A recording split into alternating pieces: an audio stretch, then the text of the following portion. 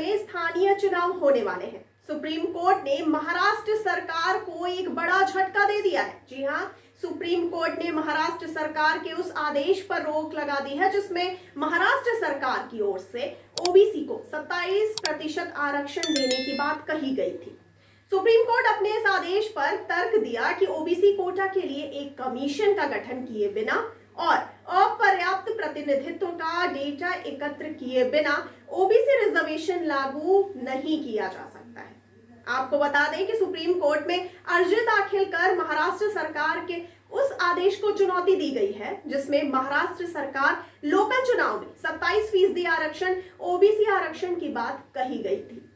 आपको जानकारी के लिए बता दें कि 23 सितंबर 2021 को महाराष्ट्र के स्थानीय चुनाव में पिछड़े वर्ग को आरक्षण देने के लिए अध्यादेश के मसौदे में बदलाव के प्रस्ताव को राज्य कैबिनेट ने मंजूर कर लिया था। इसके अध्यादेश को कानूनी जामा पहनाने के लिए राज्यपाल भगत सिंह कोश्यारी के पास भेजा गया था, लेकिन उन्होंने इसके क्लोज पर आपत्ति जताई थी। इसके बाद इसे फिर कैबिनेट में पेश किया गया था। सुप्रीम कोर्ट ने इस संबंध में चुनाव आयोग को भी निर्देश जारी कर दिया है और कहा है कि ट्रिपल टेस्ट का पालन किए बिना ओबीसी आरक्षण के लिए अध्यादेश लाने के राज्य सरकार के फैसले को स्वीकार नहीं किया जा सकता है, जो अनिवार्य है।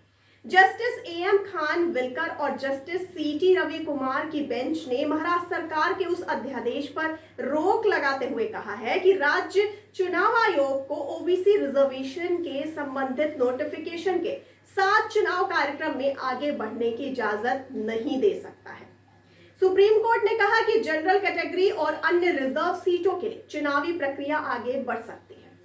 जस्टिस एएम खानविलकर और जस्टिस सीटी रवि कुमार की बेंच ने सुप्रीम कोर्ट में ये भी निर्देश जारी किया है कि राज्य चुनाव आयोग किसी मिड टर्म पोल या अन्य आम चुनाव में ओबीसी रिजर्वेशन को लेकर नोटिफिकेशन अगले आदेश तक जारी नहीं करेगा।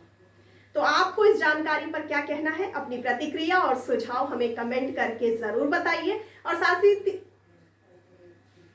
तो आपका इस जानकारी पर क्या कहना है? अपनी प्रतिक्रिया और सुझाव हम तक कमेंट करके जरूर पहुंचाइए और साथ ही साथ हमारे चैनल को लाइक, सब्सक्राइब और शेयर करना ना भूलिए और मुझे दीजिए इजाजत। धन्यवाद।